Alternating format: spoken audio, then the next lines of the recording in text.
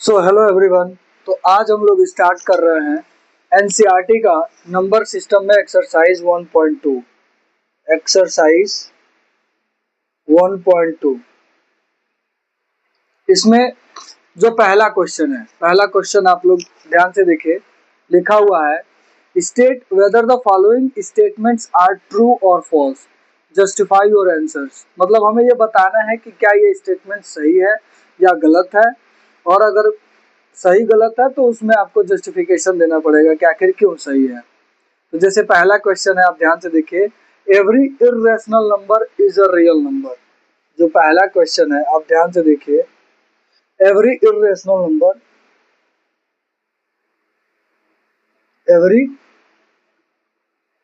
Irrational number is a real number, is a real number. क्या ये सही है या गलत है? तो इसका आंसर है यस। हर एक नंबर रियल नंबर होता है, हर एक नंबर रियल नंबर होता है। ठीक है, वो चाहे रैशनल हो, इरेशनल हो, ठीक है, नेचुरल हो, होल नंबर हो, कोई भी नंबर हो, वो रियल नंबर होता है। ठीक है, जैसे हम लोगों ने कैटेगरी भी पढ़ी थी कि नेचुरल नंबर, होल नंबर, ठीक है, इंटीजर, इंटीजर हमने पढ़ा, natural number, whole number, integer पढ़ा था। इंटीजर के बाद हमने पढ़ लिया क्या, रैशनल नंबर, रैशनल के बाद इरेशनल नंबर हमने पढ़ लिया।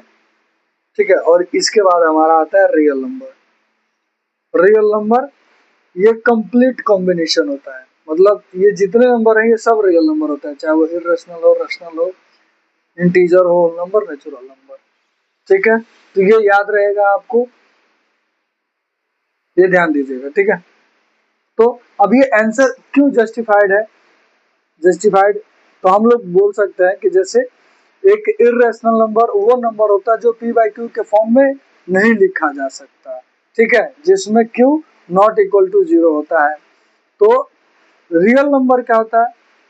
जैसे इरेशनल नंबर क्या हो गया, इरेशनल नंबर मान लीजिए अंडर रूट टू हो गया, ये इरेशनल हो गया। लेकिन रियल नंबर क्या होता है?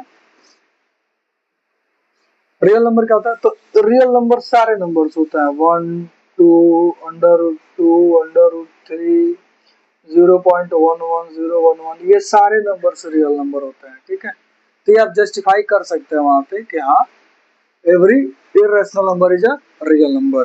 ठीक है, सेकंड सेकंड क्वेश्चन क्या है? सेकंड क्वेश्चन है कि every point on the number line is of the form under root m where m is a natural number. ठीक है, तो ये थोड़ा ध्यान से देखिए, इसमें क्वेश्चन ये है कि जो भी पॉइंट होते हैं नंबर लाइन पर, ये नंबर लाइन मान लीजिए, ये है नंबर लाइन, जो बीच में जीरो रख दिया, ये 1 2 रख दिया, ये -1, ये -2 रख दिया।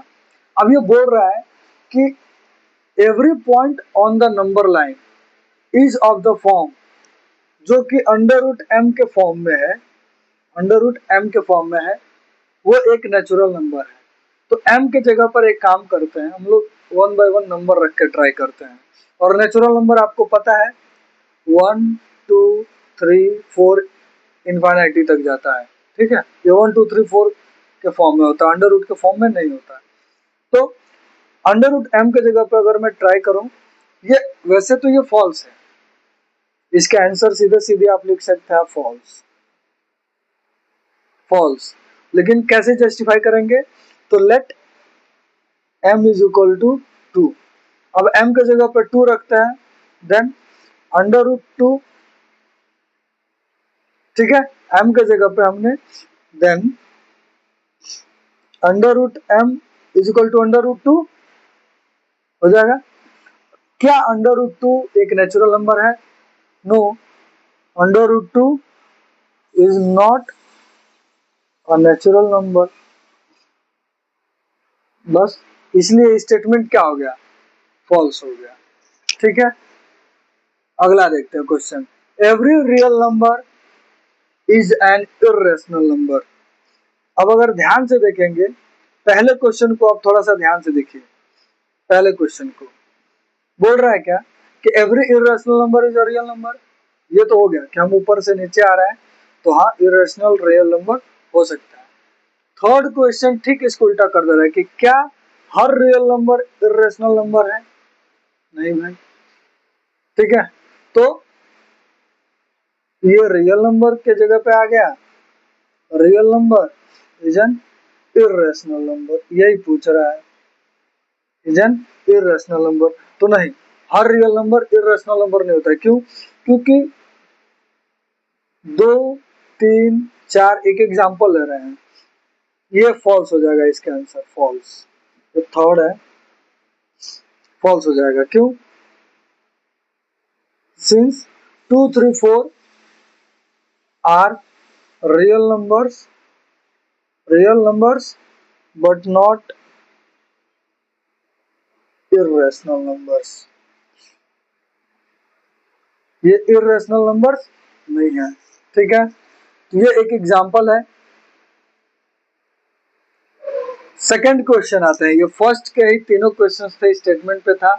सेकंड क्वेश्चन आता है, सेकंड क्वेश्चन पूछ रहा है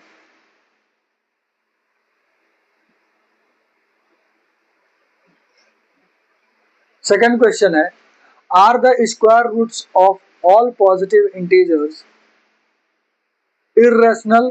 If not, give an example of the square root of a number that is a rational number। ठीक है, तो क्वेश्चन बहुत ध्यान से सुनिएगा। क्या सभी पॉजिटिव इंटीजर्स के जो स्क्वायर रूट होते हैं, ठीक है, सेकंड क्वेश्चन, क्या सभी पॉजिटिव इंटीजर्स के जो स्क्वायर रूट होता है वो सभी इंटीजर होते हैं? तो ध्यान से देखिएगा, पॉजिटिव इंटीजर्स क्या है? 1, 2, 3, 4, 5, 6। ध्यान से देखिए, हमने इतने नंबर ले लिए। अब इन सब के स्क्वायर रूट अगर मैं निकाल दूं, स्क्वायर रूट, तो अगर ध्यान से देखिएगा 1, 2, 3, 4, 5 एंड 6। अभी बोल रहा है कि इन सब के जो स्क्वायर रूट्स हैं ये सभी क्या है? इर्रेशनल नंबर है। तो ध्यान से देखिएगा, √1 का स्क्वायर रूट ±1 हो जाएगा, 2 का कोई दिक्कत नहीं है, इरेशनल हो गया, 3 का भी कोई दिक्कत नहीं, इरेशनल है, 4 का ±2, 5 का √5 और 6 का ये √6 ही रहने दीजिए। तो इसमें से जो इरेशनल नंबर है वो 1, 2, 3, 4 ये करके आ तो रहे हैं, ये इरेशनल नंबर हो जा रहे हैं। लेकिन 1 और 2 क्या है? ये इरेशनल नंबर नहीं है, ये पॉजिटिव इंटीजर्स हैं। तो जो ये क्वेश्चन पूछ रहा है कि सभी पॉजिटिव इंटीजर्स के स्क्वायर रूट इरेशनल होता है, ये तो गलत हो गया। क्यों? क्योंकि हमारे सामने ही दो नंबर्स क्या हो गए? इंटीजर्स आ गए। ठीक है, तो इसका आंसर क्या हो जाएगा? False, no. और ये एग्जाम्पल दिखा दीजिएगा। ठीक है, ये एग्जाम्पल दिखा दीजिएगा कि हाँ, जैसे √4 का स्क्वायर रूट क्या होता है? +-2, hence it is not true. ठीक है, थर्ड क्वेश्चन है, थर्ड क्वेश्चन देखिए, so that √5 can be represented on the number line। so how √5 can be represented on the number line? तो √5 को नंबर लाइन पर रिप्रेजेंट करना है। मैं ऊपर वाला मिटा देता हूँ, इसके हिसाब से हम लोग स्टार्ट करते हैं। ठीक है, थर्ड, √5 नंबर लाइन पे दिखाना है। ठीक है, नंबर लाइन पे, तो नंबर लाइन पे दिखाने का तरीका क्या है? ठीक है, सबसे पहले इसको देख लीजिए, इसको दो भागों में तोड़ देंगे। जैसे मान लीजिए let n is equal to √5। अब इसको लिख कैसे सकते हैं? तो √5 को लिख सकते हैं 4 + 1। ठीक है, 4 + 1।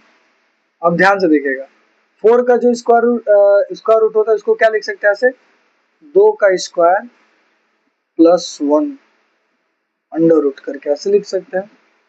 इसका मतलब कि हमें सबसे पहले 2 यूनिट का लेंथ बनाना है, और फिर 1 यूनिट का परपेंडिकुलर बना देंगे। तो ये हो गया नंबर लाइन। ये आप अपने कॉपी पे अच्छे से ड्रॉ कर सकते हैं, मैं बोर्ड पे ऐसे एग्जाम्पल के तौर पे समझा देता हूँ आपको।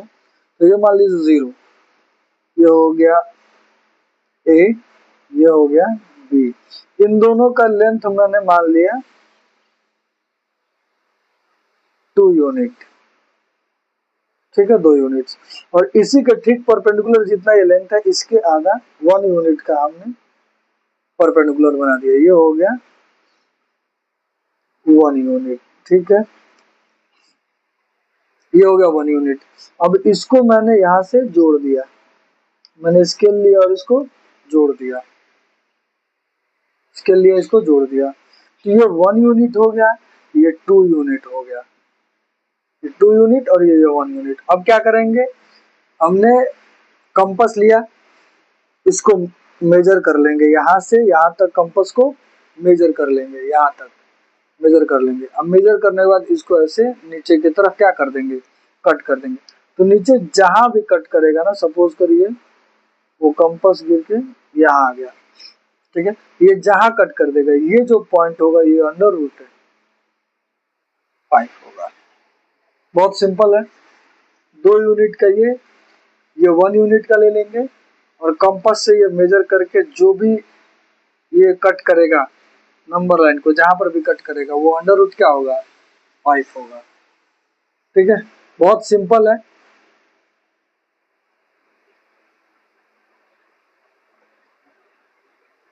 ठीक है, अगला करते हैं नेक्स्ट क्वेश्चन।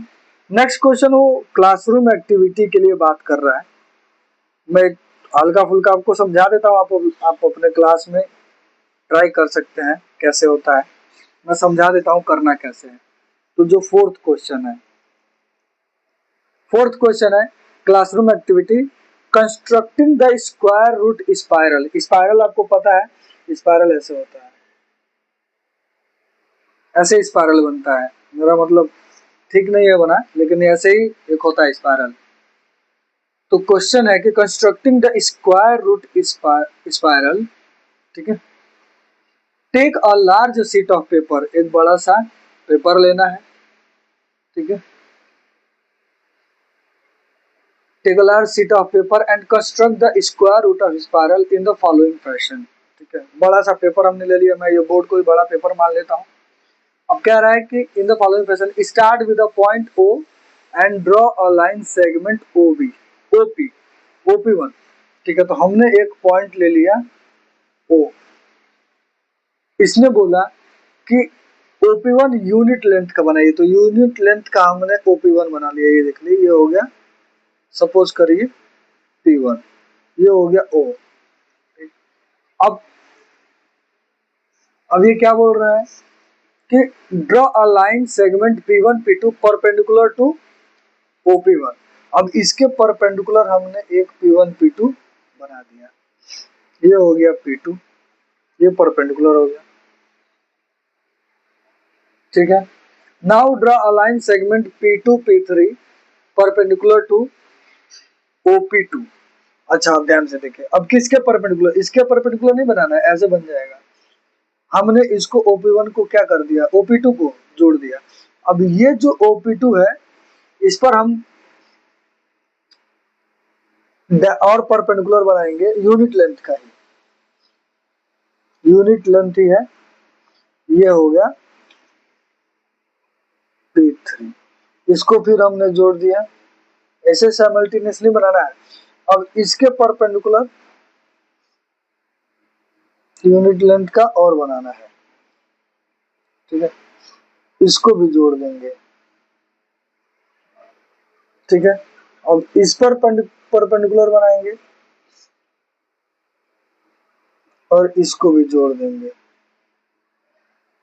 अब देखिए ये जो लेंथ है, ये लेंथ बढ़ती जा रही है, ये तो 1 यूनिट है, ये भी 1 यूनिट 1 यूनिट 1 यूनिट, ये सब क्या है, सेम है, लेकिन जो हाइपोटेनस है ये बढ़ते जा रहा है। P3 हो गया, P4 हो गया, P5 हो गया, ऐसे ही जब आप बढ़ाते जाएंगे इसको तो आप देखेंगे, ठीक है, ऐसे ऐसे करके ये स्पाइरल बनता जाएगा ऐसा करके, मतलब ये और बड़ा बनेगा।